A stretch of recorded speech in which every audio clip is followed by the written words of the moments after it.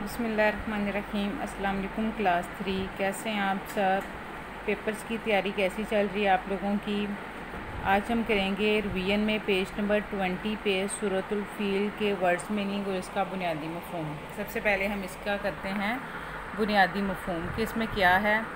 ملک یمن یعنی یمن ملک کے حکمران جس کا نام ابرہہ تھا، اس نے خانہ کعبہ کے مقابلے میں ایک عبادت خانہ بنوایا، یعنی وہ عیسائی مذہب سے تعلق رکھتا تھا تو اس نے خانہ کعبہ کے مقابلے میں ایک گرجا گھر بنایا اور اس نے لوگوں سے کہا کہ خانہ کعبہ کی جگہ اس گھر کا جو ہے وہ طواف کیا جائے۔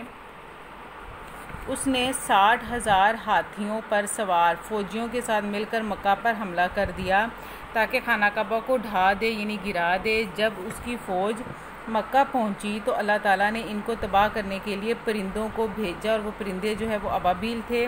ان کے پنجوں اور چونچوں میں چھوٹے چھوٹے پتھر تھے، یعنی کہ ایک جو پتھر تھا وہ ان کی چونچ میں ہوتا تھا اور ایک پتھر اور دو پتھر ان کے پنجوں میں ہوتے تھے۔ 3 پتھر تھے ہر پرندے کے پاس، چھوٹے چھوٹے پتھر تھے۔ انہوں نے اس فوج پر پتھر برسائے اور ہر پرندے نے وہ 3 پتھر جو وہ اپنی چونچ اور پنجوں میں لیے ہوئے تھا وہ اس فوج پر برسائے۔ اللہ کے حکم سے ان پتھروں کا اثر ایسا تھا کہ جو ہی ان میں سے کسی فوجی یا جانور کو لگتا تو وہ گل سڑ جاتا تھا، یعنی کہ اللہ کے حکم سے وہ پتھر ان کے چھوٹے چھوٹے جو کنکر ان پرندوں نے اٹھائے ہوئے تھے ان کا ایسا اثر تھا کہ وہ جب اس فوج پر گرتے اور جیسے ہی ان کے فوجی پر لگ کے سر پر لگتا ان کا پتھر جو ابابیل پرندے اٹھائے ہوئے تھے، تو وہ فوجی اور جس ہاتھی پر وہ سوار تھے وہ ہاتھی بھی وہ جانور بھی گل سڑ جاتا تھا۔ اب ہے اس کے ورڈز میننگ۔ سب سے پہلے فعالا میننگ ہے اس نے کیا، الفیل ہاتھی، قیدہم ان کی چال یعنی سازش ان کی چال، تضلیل بے فائدہ بیکار، ان دونوں میں سے کوئی ایک میننگ آپ یاد کر سکتے ہیں۔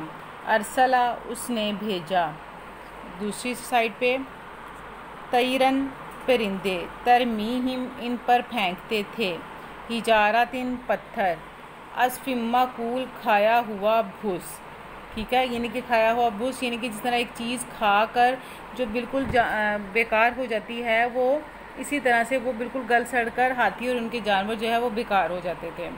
اور یہ آپ لوگوں کا بنیادی مفہوم ہے۔ بنیادی مفہوم صرف آپ نے سمجھ کر پڑھنا ہے اور آپ لوگوں نے یہ ورڈز میننگ ہے یہ آپ لوگوں نے اچھی طرح سے یاد کرنے ہیں۔ اللہ حافظ۔